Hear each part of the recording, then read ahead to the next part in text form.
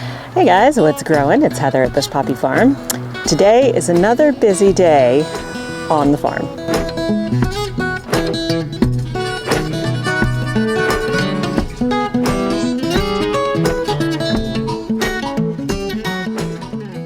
So it's Saturday and the weather is beautiful. It's 58 degrees Fahrenheit, it's breezy, it's sunny, there's no clouds in the sky, so it's time to get a lot of work done. What I have here is I'm bumping up seedlings right now. I was going to go out to the farm and do a bunch of transplanting, but again, it's one of those like balancing acts and figuring out what makes the most sense for timing. So I am bumping up seedlings. I have a list of all the people who are getting vegetable garden in a box, bouquet in a box, curated sunflower collection. I'm putting those pots together and I'll show you those. And then I'm also bumping up seedlings for our personal use. All of these will go out to, well, the curated boxes will go out to the farm because that's where everybody picks them up. But the other stuff will stay here in the greenhouse as it sizes up, mostly until it gets warmer. We hit 33 degrees last night, which is just 1 degree above freezing Fahrenheit. So like, I don't know, 1 degree Celsius or less than that. So it's just too cold to put tomatoes and peppers outside. So, but they do need to get into bigger pots because those little 3/4 inch soil blocks ain't hacking it anymore. They've been in there for over a month. So let me show you what I've got and what I'm doing, and then I'm just gonna get going on the project. First, in here, you'll see in my wheelbarrow, I have mixed up a potting mix. It is basically bagged potting mix, half and half with compost, because I have a lot of that. I have azomite in here, starter fertilizer, and mycorrhizal fungi, and then I just mixed it really, really well. It's damp, and then I started filling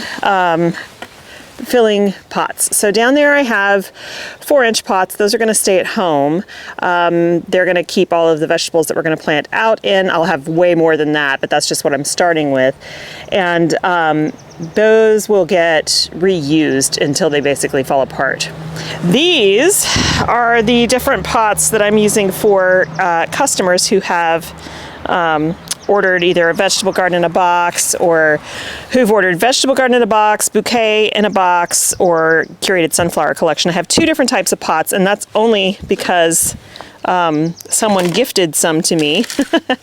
These right here are I only have a few of these. Someone gifted them to me, which is interesting. But these are cocoa coir pots. That's all they're made of, cocoa coir. And then the other ones that I have, these are cow pots. They are made of cow manure. No, they do not smell. They are completely compostable. As with the cocoa coir, you can plant this whole pot directly in the garden or in your container, wherever you're going to put it, and it will decompose and also fertilize the soil. So that's the benefit of cow pots over cocoa coir. But both of them keep you from using plastic, so they're a really good thing. I have a huge box of these out at the farm, so I'm going to use more, but this is to start with. I only grabbed, a couple handfuls to bring home. So I'll get these started, and over here I've got some of the seedlings, tomatoes and peppers that really need to be transplanted. You can see their leaves are not as green as they should be. They just need nutrition. Even though they're getting fish emulsion, it's just not enough. They need more soil. So the thing about soil blocks is they air prune the roots, which is a great thing for a little while, but then you get to a point where you need to have a root system. So that's what we're going to be doing.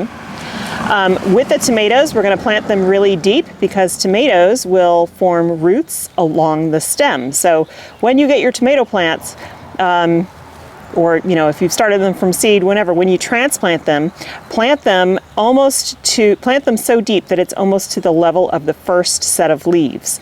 That will give you a nice, strong root system that will keep them sturdy and help them have more nutrition as they grow. Okay, so I'm just going to start potting these guys up.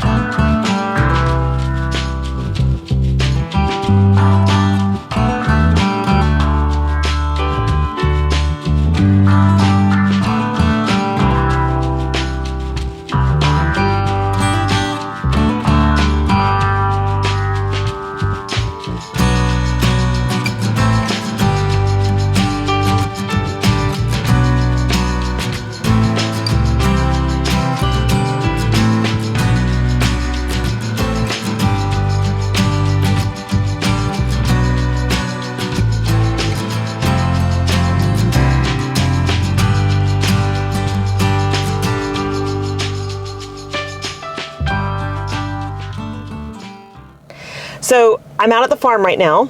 I'm in the car because it's very, very cold. It is 45 Celsius, 7 degrees, I'm sorry, 45 Fahrenheit, 7 degrees Celsius with about 35-mile-an-hour wind. So it's really cold, but it's bright and sunny. We are moving out of our rainy season. April should bring us more normal weather, which is the marine layer. So now I'll have fog out here in the mornings, which is also normal for April. And we'll start to increase our temperatures, which is great because boy am I ready. So our nights are going to go from the 30s to the upper 40s and low 50s and into the 60s in the daytime. So that'll be great. This morning I'm out here because it is Monday. I have to harvest. We have a bunch of ranunculus that are going crazy in there. I've got some tall stem tulips, which is great. And then I'm going to forage on the edge of the forest here for greenery because we've got some beautiful stuff going. And then I'm going to try to get some transplanting done, but we'll see. It's so windy, it makes it hard to do that. But we'll see what we can do. And then I have a ton of seeds to start. I looked last night at the week 13 list, which was last week, and it's just a huge box of seeds. So there's a lot to be done. Kids are on spring break this week, which is great. That means no pickups and drop-offs, so it gives me some extra time, and I'm just going to try to plow through. Tuesday and Wednesday are deliveries, and so a big chunk of those days is taken up by deliveries, but you know, we'll have the afternoons hopefully. Mike and I got a lot of work done on the chicken tractor and the enclosure this weekend, so I'll show you that when we get home this afternoon. But for right now, let's go get this harvesting done. The other thing I wanted to show you is that the other day I potted up 150 seedlings, and some of them are at the home greenhouse because they're going in my garden, and the others are out here for the seedling sale. So I moved them all out here yesterday. They need to be watered, but otherwise they're looking good. So we've got peppers and tomatoes for the most part. I've already started the trays for customers who ordered vegetable gardens in a box. I need to add a few things like cucumbers and stuff, but we'll do that later. These are some of the things, so here's more tomatoes. These are some of the things I want to try to transplant today. These are Rudbeckia triloba and marigolds. Most of these cosmos are for a client, but I will put some of them in. And then these are all laryngiums. Some of them are for a client, but most of them will go. These are more sweet peas that need to go out as well when I find a space. Then I brought more seedlings from home, which all need water. You can see how dry these are. But many of these went in the cottage garden. Now they're out here to put the rest of them in. And then here's more tomatoes. So most of these seedlings you see are going to be going in the ground out here, and I'm hoping to do some of that or most of that today. Just depends on how much time I can squeeze in. So it would be great to get all of these transplanted and have these trays back home for all of my seed starting. But you can see the table's pretty full. It did feel like a good amount of work got done when I was potting everything up, so that helped me mentally, but there's still so much to go. So, and then over here, I just wanted to show you all the lilies are doing great. They're all coming up. You know, I buried them nice and deeply so that they'll have really good, strong root systems. So yeah, things are coming along. Okay, let's go get this harvesting done, and I'll show you how beautiful everything is out there. So now we're getting more than just the white ranunculus. Got all of the different colors coming in. So this is super exciting. It's looking beautiful.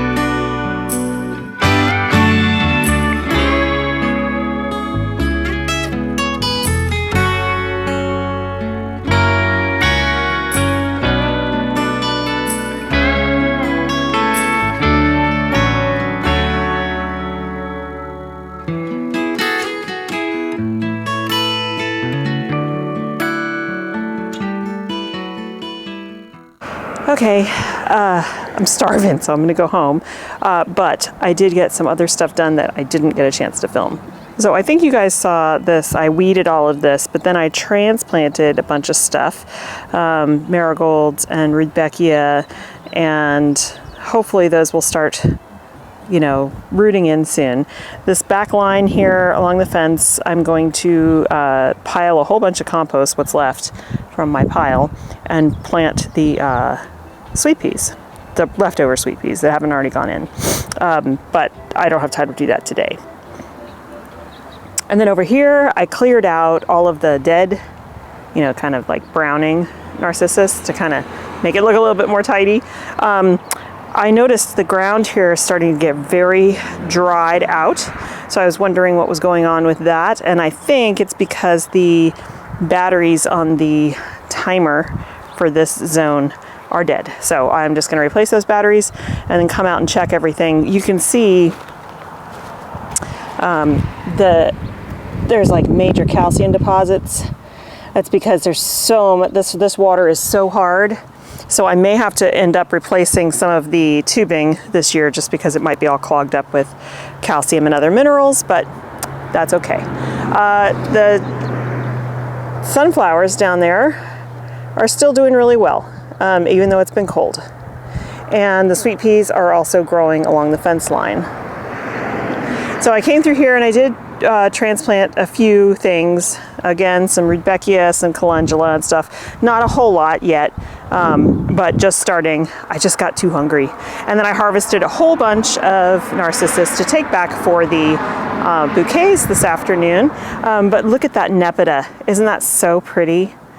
And then this like wild geranium, which I don't remember planting, but I'll take it. And the calendula. These are from last year, but they're just looking so pretty. I need a deadhead to keep them coming on, but yeah, these guys looking so pretty. This is what I harvested for bouquets this afternoon. Beautiful multicolor ranunculus in there.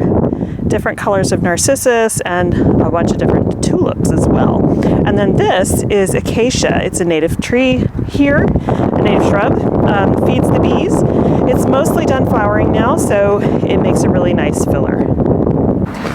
Okay, so I'm gonna load up these buckets of blooms, get home, have some lunch, and then I'll show you where we stand on the chickshaw and the chicken run. And then I think I'm gonna starting some seeds. Oh, actually, no, I need to make these bouquets first, then starting some seeds. Okay, back at home. I do not have my microphone on right now. It is so windy that it keeps making the sound just kind of obliterated. So we're just gonna work with what's on the camera and hope that you'll still be able to hear me. This is the chickshaw, and we've made quite a bit of progress on it. So let me walk you through it. Okay, so this is the chickshaw by Justin Rhodes. I will put a link to where you can get plans for this chickshaw in the show notes. But we have chosen redwood because it's a common wood here.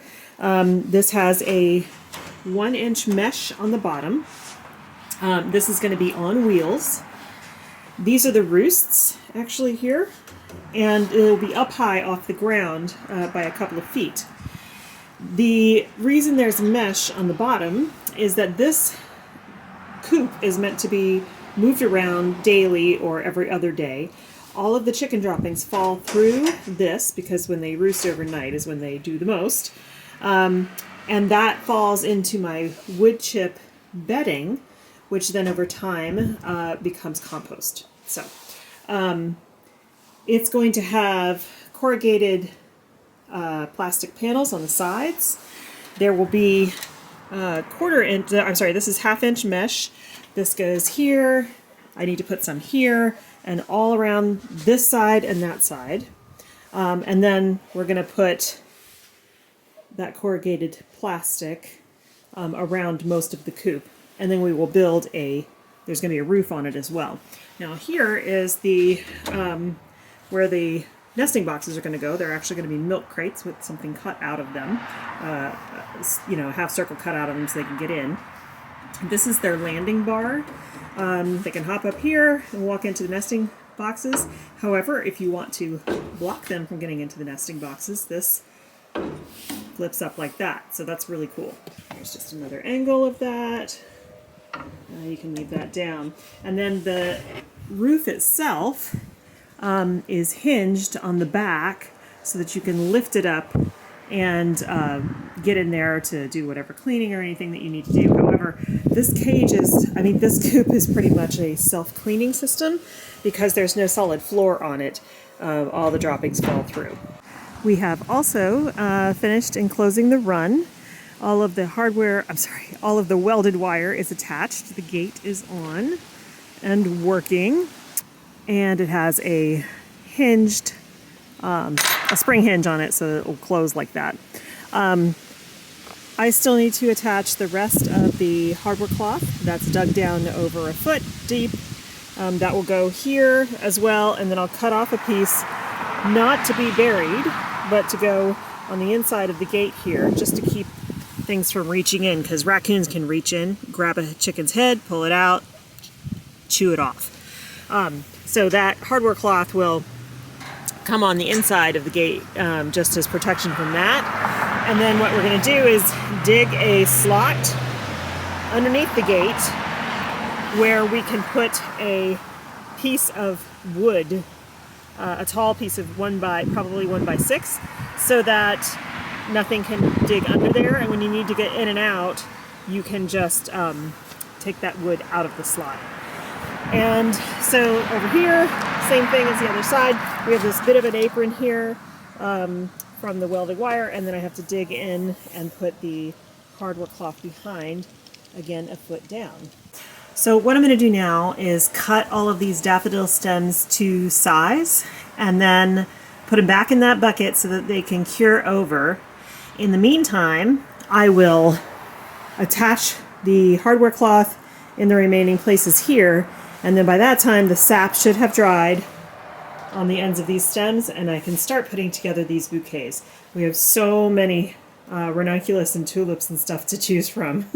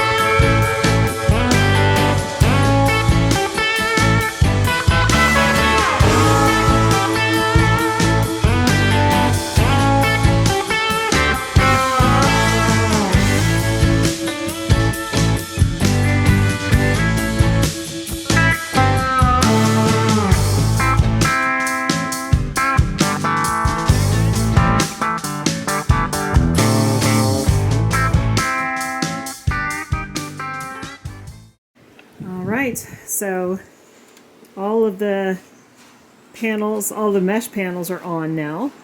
This back is open because it's just going to be corrugated plastic down here, over there, this little panel here and over there, and then there's going to be plastic over this and also on the other side here. So, and it'll wrap around. That's the best way to do it, because then you get a nice edge here, but also it's more, it's just more predator proof. So the next step on that is to put together the wheels, but I'm not going to do that right now. I'm going to make bouquets, but also I think we're getting to the point where we need to carry this out to the chicken run because it's getting big and heavy, and it's going to be hard to get in there. Well, we can't get it in there on the wheels. It's too wide for the gate, and it's also just too wide for the garden path. So the whole point was to have it we'll carry it in there and finish building it in there. But I definitely am going to need Mike and at least Dylan to help me do that. So one of the things that I've learned in doing bouquets the last, I don't know, 3 years is that it really helps, and florists will tell you this too, to have a recipe. So I'm doing 13 bouquets today, and I'm going to have a recipe, meaning, 6 stems of ranunculus, 5 stems of tulips, 5 stems of narcissus, 3 stems of greenery. Whatever your recipe is, if you come up with that in your head and the colors as well that you want to do, then it makes putting these things together in bulk really fast and a lot simpler. Plus, then you can keep track of stem counts, how many you harvested, how many you used, how many you didn't use, which would be your shortage. All of that factors into whether or not a crop is worth continuing to grow. Because if you are able to sell every stem, then it's definitely worth continuing to grow. But if you end up tossing a lot of them, just because there's no market for them, then there's no point in continuing to grow those crops. So I'm going to get started. I would like to get as many done today as possible. I definitely have to get at least 4 done because that's tomorrow's deliveries here in the East Bay, and then I have 9 in San Francisco and the Peninsula tomorrow, so Wednesday. So yeah, let me get started.